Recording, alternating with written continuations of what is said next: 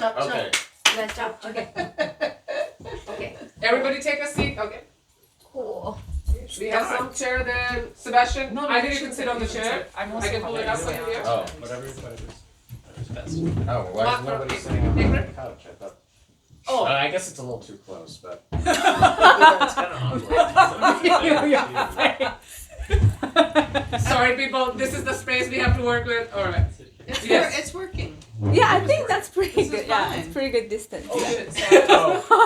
Oh, sorry about that. Yeah, you can move that. and Wait, Deepika, I slide can it- move that.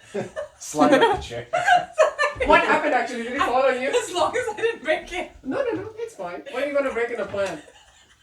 Just, Alright. I kind of just like pushed it. Alright. Now I'm going to just take it out of this space altogether. See my heart. Gosh. That's great. Should I start? Should I start? Wait Yeah. for Lena's putting the protect. And Yeah. your Sarod and Sitar are both in there. Oh, perfect. Okay. Very safe. What am I doing? You're coming back. I'm sitting down. There's like a Is it cat towel Oh in no, there. you can check for my camera. Oh. It's still running. Oh, it's okay. I'll keep this. This is probably the safest one. I'll keep it. That hurt. Alright. Should I start? Yeah? Hi everyone, I'm Momo. Hello. I think the reading will be around 20 minutes. I hope you have the patience for that. So I'm currently writing a sci-fi novel called The War. A significant portion of what I want to discuss is patriarchy. One of the most challenging things about discussing patriarchy is to reimagine a world that is not patriarchal. I want to ask all of you here, have you ever imagined a world that isn't set up and run by men? What could be different? We often accept what we were born into as the default. But do we even have the ability to step outside this imposed reality and see things from entirely different angles? In a patriarchal world, women are deemed inferior, physically, emotionally, and spiritually. For example, the definition of power and strength is primarily derived from a male perspective: physical dominance, the power to conquer and rule. Accustomed to being diminished and placed in a lower tier subcategory of men's power and strength, do we still have the capacity to redefine what those terms mean? Why can't love, understanding, and endurance be part of the definition of power and strength? So I'm here today to share a small piece of writing from my novel The War that shows how I reimagine a world that is free from patriarchy and invites you to join in that reimagining. Yeah. But before reimagining, we must first examine the essential traits of a patriarchal society. So I've summarized the following points for your reference. The first point: in a patriarchal society, ownership, owning to own, is the most fundamental value, deeply rooted not only in human social groups, but also in the minds of individuals. From the formation of tribes, communities, and nation states to familial structures and personal relationships, the concept of ownership influences everything, from how individuals perceive the external world to how they understand themselves. It is in the nature of all species to survive and reproduce, and humans are no exception. In the reproductive process, male humans provide sperm carrying their gene, while female humans develop the offspring inside their bodies, from a single cell into a fully formed being. Realistically, this dynamic could have led to male-dominated, female-dominated, or equally shared power structures, all of which are capable of achieving the survival and propagation of the human species. Yet somehow we end up here in a thoroughly male-dominated societies. And because male humans only contribute sperm in the reproductive process, ensuring the propagation of their own gene requires control over reproduction itself. This has manifested most prominently in the desire to own the opposite sex, female humans, as a means of securing genetic legacy. So it begins here with the most fundamental instinct of any species, survival and propagation. And this is why the sense of ownership is embedded in every cell of a patriarchal society. And then the second point, the most prevalent marital structures in patriarchal societies are monogamy and polygyny. At their core, the primary goal of both is to ensure the purity of the bloodline, a phrase deeply rooted in a patriarchal ideology. So just to be clear, everybody knows monogamy and polygyny, right? Monogamy is one-on-one, and then polygyny is one man with multiple wives. What is the difference between that and polygamous? Oh, polygamy means one partner with multiple different partners in the opposite sex. So polygyny is... It's a subset of it. It's like a specific type of polygamy. Polygyny is a specific type of polygamy. So polygyny is the male who has multiple wives. I see. And then most of the most prevalent marital structures are monogamy and polygyny if you look around the world. At their core, the primary goal of both is to ensure the purity of the bloodline, a phrase deeply rooted in the patriarchal ideology. This ensures that offspring are considered legitimate heirs, able to inherit property and material possessions from male ancestors. And these marital structures are not natural defaults, but are imposed and indoctrinated into people, becoming both a societal norm and for many the sole perceived purpose of life. As a result, sex becomes a highly regulated and controlled tool, not freely expressed, particularly for women. Even though humans are among the rare species on Earth capable of experiencing pleasure from sexual encounters, patriarchal systems constrain this natural aspect of life. In a more primal or natural state, sex will be as accessible and unburdened as conversation, communal gatherings, or shared meals, simply a basic form of connection between individuals. And within mainstream marital structures, the concept of love is tailored to serve the functions of those structures. Love in the context of marriage is often marketed and commercialized as one true love. From a young age, girls are indoctrinated to dream of this ideal. And to support the monogamous model, love is often not allowed to be plural or diverse, causing it to lose its natural depth and spontaneity. But human nature has never truly been monogamous, right? So in modern monogamy-based societies, even though the majority of people adhere to this social norm, many often leave one monogamous relationship only to enter another right away. So is this true monogamy? And a third point, and this point perhaps the most obvious point. In a patriarchal society, women have been forcefully placed in a lower tier category in terms of intelligence, strength, and capability. First of all, men define these terms according to their own advantages. So women are inevitably scored low by those standards. Intelligence defined as the ability to advance, explore, and rule.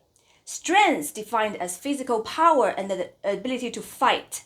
Capability defined as problem-solving skills related to conquest and control. In this framework, women are set up to be seen as less than, not because of they are, but because the measuring stick was never made with them in mind. And secondly, the most prominent social roles for women are defined and assigned by men, the wife of a man and the mother of a man's children. The nature of these roles requires women to be perceived as lower in intelligence, strength, and capability, since men occupy the dominant controlling position. And then the fourth point, the language of a patriarchal society is designed to exert power and dominance.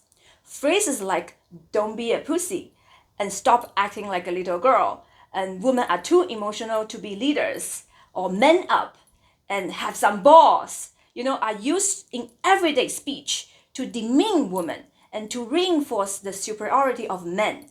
Also consider how women are indoctrinated to be excessively emotional and to embrace the ideal of one true love and marriage. How hypocritical it is then to claim that women are too emotional to be leaders.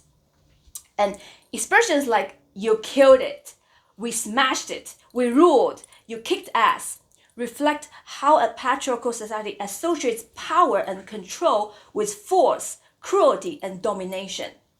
And phrases such as "boys will be boys," "a good wife should be loyal to her man and his family," and labels like "a good" or "a bad woman," as well as words like shame, disgrace, lose, homewrecker, and gold digger, serve to reinforce marital systems such as monogamy and polygyny. And these systems aim to keep women loyal through fear, punishment, and then the threat of abandonment, while placing the blame on women for any perceived disruption of the system.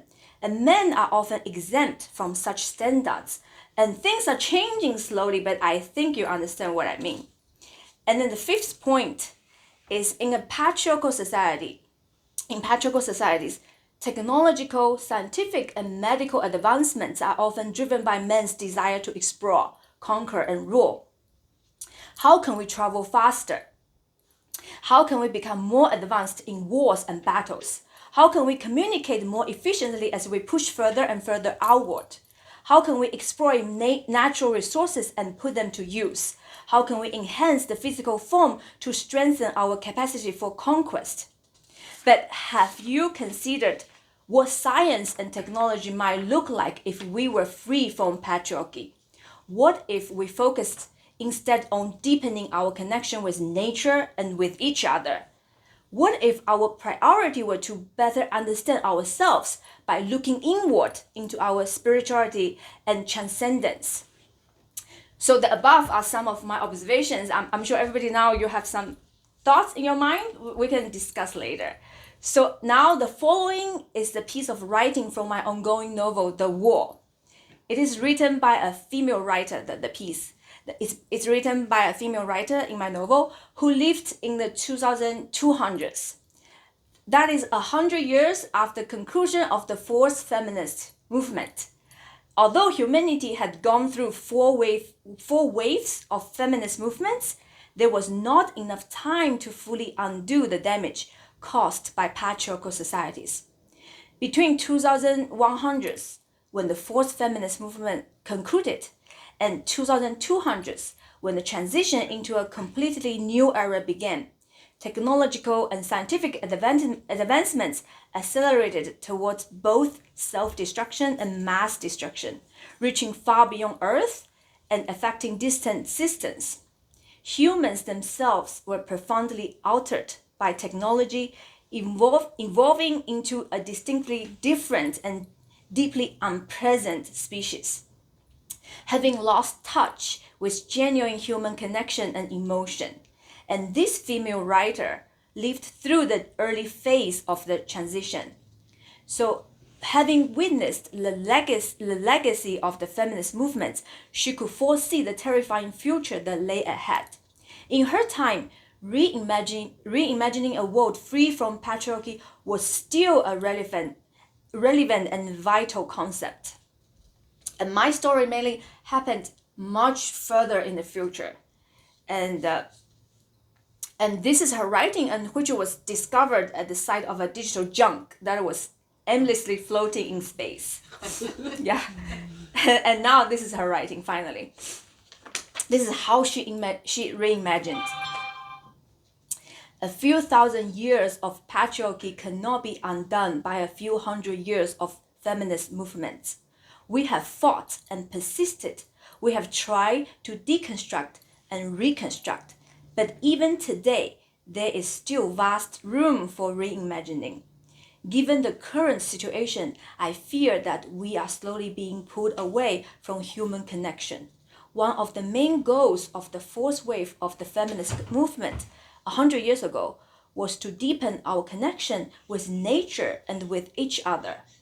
But technological advancement outpaced that goal. Connections. Everything is about connections. In my imagined world, free from patriarchy, human connection is at the center of all things. There are 3 tiers of connection based on depth and duration. The first tier is bodily connection. As humans gather, share meals, exchange light thoughts, and engage in sexual activities, they establish a physical connection with one another. The second tier is based on deeper exchanges of thought. Those who are emotionally, intellectually, and spiritually compatible move into this tier of connection. And the third tier represents the highest level of connection, both in depth and in duration. These connections are not only profoundly meaningful, but also enduring. At this level, people form stable groups to cultivate companionship and partnership. These groups can take unlimited forms and combinations. One of the ultimate goals of such alliances is to welcome new life into the world. And of course, childbearing is only a choice, not an obligation.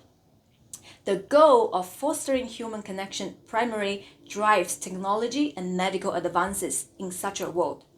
Before the modern era, the natives had their own ways of building systems that ensured safe bodily contact while placing human connection at the center of the community. In the modern era, Earth is essentially connected as one habitat. Different native groups have preserved their indigenous ways of living, but people have easily merged and mixed in search of higher level intellectual and spiritual connections.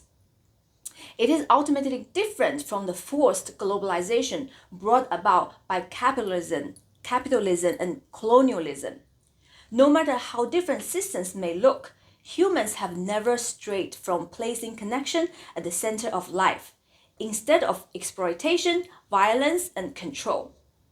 With medical advancements in the modern era, when a child is born into this society, they receive vaccinations for various diseases, including one that prevents pregnancy. Among the disease prevention vaccines are those for sexually transmitted infections, since physical contact in any form is encouraged rather than restricted from an early age. All genders are eligible to receive a vaccine for pregnancy prevention from puberty. This shot is reversible until a person reaches the third tier connection and forms a stable group deemed suitable for bringing new life into the world. At that point, a reversal shot is administered to all parties involved. If society were formed this way, instead of through the imposed monogamy and the polygyny of patriarchal systems, I believe people would be much happier. The pursuit of connection is at the center of their journey, and all tiers of connection will bring fulfillment and contentment. A connection with nature and spirituality will be prominent, ensuring the environment remains unpolluted and nature remains largely intact. The balance between nature and humans wouldn't be disrupted, since capitalism and colonialism wouldn't be an inevitable path. And women would not be specifically oppressed or exploited in any way. All individuals will be equal in their personal quests. As the result, the birth rate would not decline as humans enter modernity. In fact, the human birth rate would remain stable and would not undergo sudden fluctuations based on technological and medical advancements. So this is the small piece. So I didn't intend to elaborate this piece into much, longer paragraphs because for my novel, mainly I was trying to explain what kind of world the humans eventually got themselves into, and then just like throw a little bit taste of, reimagining in there. If I could finish my novel, The War, in a few years, I might turn this idea into like a whole full story. And yeah, but this is my writing. Yeah, How long have you been thinking about it, Momo? About this piece or the book, The War? Yeah, when do you think the first thought came into your mind regarding writing this? Writing this. So the war, it's been in my mind for a few years. Okay. And then the structure of it, like I started to have a more vivid idea about it for like last 1-2 years. And as I have more experience and I have much better idea with patriarchy, with feminism, and then like it's like in my story, in my book, there's so many topics I want to cover. So with each topic, the understanding deepens as I grow with experience. So I think I'm still growing, but then last few years, yeah. Okay. Yeah. So do you have any questions about patriarchy or reimagining? And then what do you think about, I have a question. Yeah. I think, so I'm hearing you talk about reimagining this new world, like through connections and these three Yeah. tiers. Mm-hmm. And I find it interesting because you didn't use matriarchy. I don't remember hearing that. No, where it would I be don't think we women-led. So it's really you're in this world where it's imagined as more equality. There's not a hierarchy of sexes. And is it many sexes? Yeah, that's a good question. Like, because we suffer so much from patriarchy, I don't want to jump to another extreme. So I don't know if a matriarchal society could be better. Then I have a faith it could be better. Because I feel like women have deeper connection with things and men just want to go. So it could be better, but then I don't want to just bring in another extreme to the picture. I want it to be like connection focused. It could be anything. So and plus the reimagining is like a very small part. That's why I just want to focus on how bad we messed up. Yeah. But that's a good question, yeah. What do you think? Wait, what was the conclusion of that? You have no matriarchy because I don't want to jump to, like, we talk about that. You remember, like, matriarchal society not necessary to be better. Yeah, we don't know that. I do have faith though. Yeah, but we don't know have data that. points to say that. Yeah. So I don't want to be like one-sided. Mm-hmm. Yeah, it's just a completely new thought. Just focus on different things, like focus on connection. So What were you saying? No, I wasn't saying anything. I asked my question. Yes, certainly I've thought about it quite a bit. And do you think it would be looked at better? I definitely think we need to have a change. And I think unfortunately, there's a lot. We can talk a lot about it. So. Yeah, Anybody right? else trying to write a book here? Okay, so only Momo? Okay. Questions? You're trying to write a book? Oh, no. No, questions. Okay. Questions. Do you want to go first now, or? Oh, you go ahead. Okay. I was like, so you were talked about like the fourth feminist. Yeah, that's So my how are you kind of seeing this play out, like from the third versus fourth? Like, what are these? Why fourth? Like, what is? Actually, can you go over the first? What do you count as the fourth one? So the first one happened. First three happened. Oh, in our real already time. happened. Like first three is based on our time. Okay. Like The we first have gone one I through the- imagined. So we already have. And that. We Can have you the remind first us? three. Yeah, the first one is I think 1860s, right? For the woman get property. Woman gets property and the rights to education, and rights to education. That's the first one, and then that's the second one, right? Yeah, that would be later. The suffragette movement. Yeah, from the voting rights. 1906. I think that's the second one. Early 1900s. You mean. Yeah, early 1900s. That's the second wave. And then the voting rights mainly, I think, right? I forgot. I wrote about it. I forgot. And then the third one was birth control, like the third the 60s, third, 60s. yeah 1960s second sex. That was my generation. Yeah, second Second sex. sex. What would you? Yeah, birth control. The French, I mean. Yeah. Yeah, Beauvoir. Simone de Beauvoir. Beauvoir, at that Yeah. time you're counting Yeah, as the inspired third by one. her Uh-huh. second sex, and birth control and everything, and that's a third wave. Wait, that's a second wave. You're still counting, okay. Wait, I think that's the second wave. Okay. So the The whole first wave is voting. First wave is a rights to property, Mm-hmm. rights to education, rights to vote. Right to vote as the last part of it. And the second wave was rights to birth control and everything, rights to your own body, your roles in the society, who are you? And then the third wave, it's just happened, we're still doing it, I think. It's identity, like what's your identity, and then fluidity of yourself, your identity, like together with the LGBTQ movement. So it's and also influence into different races, because first two waves is only white women, and now the third wave was indigenous and then colored women, and then fluidity in your identity and who are you, like sexuality. And then so in my imagination, at the end of third wave, it's already people start talking about the openness of sexuality. And then for the fourth wave, I imagined it to be people start to question monogamy, because monogamy is very strong part of patriarchy. So people start forming, like in LGBTQ communities, you have chosen family concept. So like you do not need to have man and wife to bring up children. That's not only path, but then you can form groups. And also people develop more, people discover more about their sexuality, and they are more fluid in their gender, their identity. And then also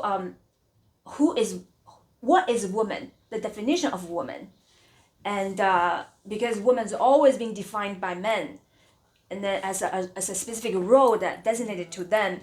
But then have you ever considered what is woman if you just exist by yourself, and then what is your power?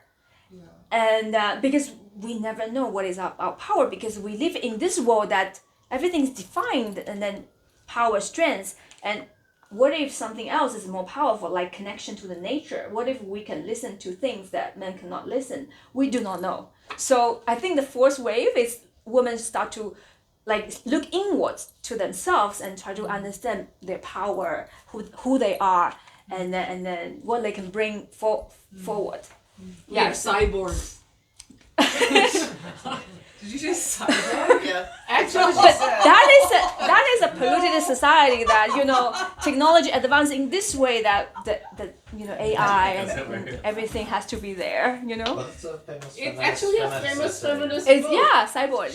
Yeah. What's that name now? Cyborg, Donna Haraway. Donna Haraway. She thinks that it's probably better to be just cyborgs. So they- Cyborg means like no difference between man and female. I think, yeah. But that's actually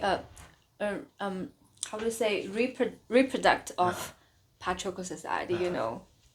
It's kind of like you cannot reimagine it. You have to just take whatever is left there and to fit yourself into it. So what I consider reimagining is you jump out of it completely and then rethink who you are, and then without the influence of all this, and then rethink what is inside there that is your power. Like not in a reactive manner, but just completely thinking new thought. Nobody knows what is that. Was that your question, Deepika? No, it's super interesting. I thought about this a little bit too. What do you think? I don't want to like start a new thing right now, but It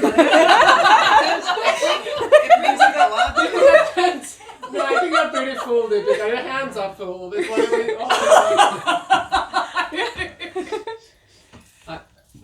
I have a question about so I really like the tiers of connection. Right. I think that was really Wait, what? Right, the three tiers of three connection. tiers of connection Yeah. and just reorienting. So, did you have in mind sort of I don't know, sort of like reorienting? I guess a connection, sort of a view of the world that emphasizes connections and relationships versus say things and objects. Did you have in mind say like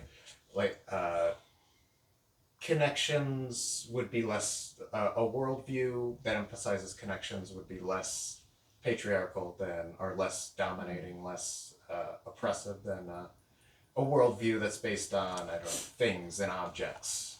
Yeah. I suppose having a worldview, I don't know, what do you like having a worldview that sees sees us as living in a world of things and objects is sort of necessary, a precondition for having this sort of a oppressive stance. You need objects in the world to dominate, to have a dominating atmosphere. I think it's materialism. It's one of the product of Materialism, yeah. Yeah, it's product of patriarchal society because owning, right? Because I talk about that.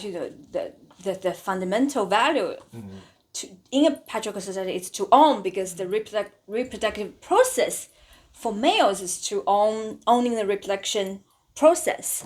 So that is why I want to take this all out of the equation. So if you do not live in a world that owning it's the core value of everything, then connection is I think the most important thing, because if you look at the humans, what we're doing all day long is just try to communicate and try to connect phones, like TVs, telephones, from AI, like it's just communication. And then it always make people feel good, like when you see people, and then you like drugs because people are isolated, and then that's why this is what gives me the idea about connection. And then when you think about more, like now you give me the idea that connection versus materialism, I think it is about that. Yeah. And then materialism, I think is product of patriarchy society. So if you take that away, that's connection, that what is left there. So that's why I want to focus on that. Yeah. No. What do you think? No, I think. So do you think, let's say we get rid of materialism. Yeah. Could there still be, if we say changed our language, changed how we thought about the world, and we thought about it in terms of connections, in terms of relationships. Right. I suppose, could patriarchy still survive in that sort of, if people have that mindset? Because I feel like you would say no, from what, this is what I'm. What do you think? If only connection left. I have no idea, that's why I'm asking. I don't think you can conclude that. Okay. She's saying that ownership maybe patriarchy caused But can you have ownership if you think of everything in terms of connections? If that's Say that again.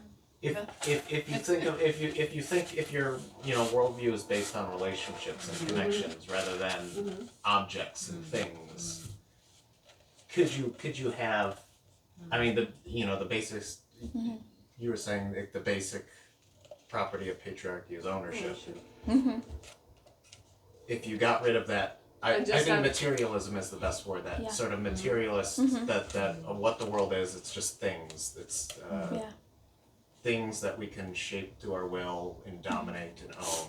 And if you got rid of that, got rid of materialism, would patriarchy survive? I thought that's a really good question, actually. Like it fits into my novel, like the thinking of my novel. Yeah, because okay, like briefly, so I imagine the war, right? It's against another system in the universe, and that system, it's not a function as our system. Like our system is like all this like a physical carbon based beings, like all these animals on the land. But then another system is solely based on connection. It's different kind of material, right? They just have connection. They don't have physical beings. They don't have forms. But then they have so advanced technology because they have so instant connections. There's nothing misunderstanding, and the connection is instant with everything. It's like the brain cells. The whole society is like that. I just had a thought though. What if it becomes like the new the capitalist, like commerce? So like we're having these connections, but there's a connection that's valued more than another. I was thinking that, and in fact, what if then we keep this? the more connection you have, the more powerful you are? Yeah. I was thinking, I mean, basically that property or material at that point becomes all solely based on connections, and you could have different tiers of connections, or you could have, if you're more powerful if you just have more connections, and that becomes the defining factor of who is and who is But not there has to be powerful. another way. There has to just be become another objects. mechanism in there, and imagining that. Yeah. But then you're thinking That then the it's- connections are just objects in themselves that you're collecting in a bag almost. I guess So I then you am. just Yeah, I am reverted- think you I just am thinking of it reverted that back way. into materialism, but Yeah, you just used a different influenced by word, yeah. materialism. And also the I three think it's- tiers, because for us, we are humans, we have to have these things, I guess. Like, like different The tiers. voice behind my head is telling me humans are fallen creatures. We will Yeah, so find that's why, something Yeah, to, no, to that's love. that's why, like in the different system, which is not carbon based, they don't have Uh-huh. physical forms. Uh-huh. There's nothing like different tiers of connection. It's instant. Okay, Everything is okay. like right away. That's why Okay. What are we gonna look achieve. I That, mean, that's what I'm trying to write. Like they we have hands achieve from like our noses. there's no hands, like It's just a very brain specific cells. Like definition. imagine like our brain cells, just like that. Just So it's- they exist in that way, and then we humans become this junk of metals, just have lost emotions because that's where we are going to, like for sure. Because right now we're just updating data into like metal bodies, and then eventually everybody just become like that. And then women don't have babies anymore because you can incubate babies, and then you lost touch, right? That's my whole sci-fi about. And then we try to exploit their resources, but they are much higher in intelligence. And then we are supposed to be these planets only with cows eating itself, and then you should just die with the planet. You should not get out of the system. Like this kind of planets are considered to be lower in intelligence because they don't have instant connections. They don't have instant understanding of everything. Because you talk, you don't know what I think.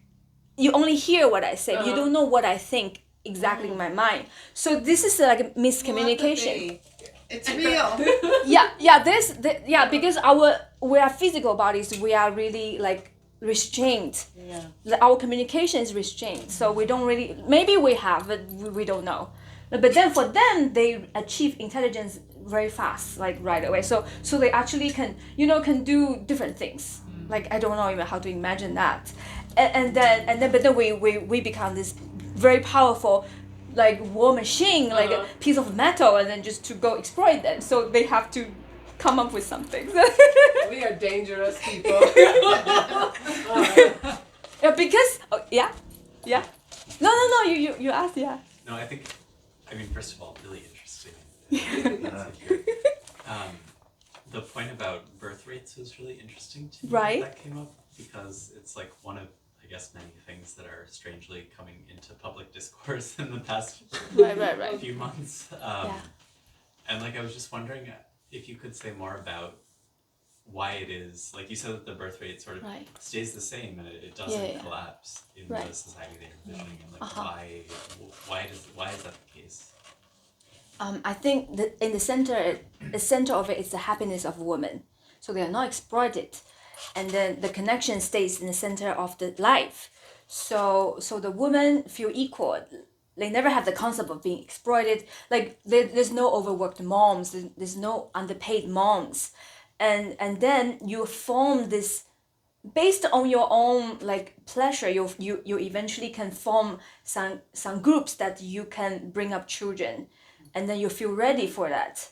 And then people easily go to that step because you've always been communicating, and you always meet people that eventually you will feel like you want to build long-term relationship with. That's the third tier. The third tier, and then so there's nothing to stop them having babies right now. What stop us is like we're underpaid, we're discriminated. Financial reasons. Financial, it's time and everything. It's everything on our shoulder, on woman's shoulder, and then we are the ones who are exploited. So that's why I think the center of it is the happiness of women, and then we are not helped. Like in monogamy relationship, a lot of moms are single moms. Single moms, they don't have help from the husband because the husband is higher, right? They don't work. They don't do the housework. They don't do the chores. But then in that kind of groups, in the third tier groups, people are very equal, right? Everybody helps. It's like a whole village, like raising up children. So people are happy. That's what I think. What do you think? Birth rate? No, I think that makes a lot of sense. So it's like birth rate is not fluctuating. It's just like that. I'm for and against it. And What do you I have a think? plus point and I have a negative point. Say. For example, in Yeah. Japan, you know that the birth rate is less than 1, so you know that it's declining. And in Italy, from So many 2 months, no baby born there. Right? So now, so that definitely is the case where That's you true. know that Japan is not it's a very highly educated country, but it's not equal in terms of women and men, Yeah. right? But at the same time, if you take, I guess, Hungary, or for example, one of those Nordic countries, right? They have so many programs where women have way more equality than in most of the other countries, but their birth rate again is not improving. So That's true. when It's it like comes the to Japan, happiest state, they don't want to have when it comes to babies. Japan, like I know that could be the case. If you make things equal, maybe things would change. But when I'm seeing getting data points from the other countries, I'm not seeing the birth rate coming up. So is it that even when you give women make them equal to men, would women still want to have babies, or they don't want to have babies? I think, Or is it just not good enough? so I think it's partially the community and the responsibility of the third tier. Right? Yes, I think so. So I Then I think like the that village. The it's- entire village right. responding to it might be the Right. solution to So that. it's not like your baby or my baby, it's our baby. I took the conversation from you, Sebastian, No, but I I think that makes sense because it's almost like the current equality that exists in these countries you're mentioning is like equality but within the capitalist Right. framework. So it's like Yeah. you can Yeah. equally dedicate yourself Yeah. to this hardcore work, which is a very different vision, I think, than Yeah. what you are. Yeah, that's true. Yeah, it didn't. It was not out from the whole scenario. Yeah, it's true. maybe village is the answer. Entire village bringing up kids together is Yeah, the no answer. ownership. Yeah, yeah. Yeah. Everyone can be equally oppressed. What a sad It's not too late. but also maybe not so equal because women have to go through so much. Yeah, They could die also, so yeah. they should be in the center of it. Yes. Uh-huh. Which is the question, like matriarchal society, maybe it's better because women have to go through all this to bring life into the world, right? So if they have a way to like even put women in the center of it, yeah, right? So, Yay. yay. Thank you, Momo. Yeah, thank you. Thank We have to share you. again the next iteration. Oh yeah, please keep having this event. Keep bringing stuff. Okay, who's Yay. next? Well, Maria? I have a short piece. All right.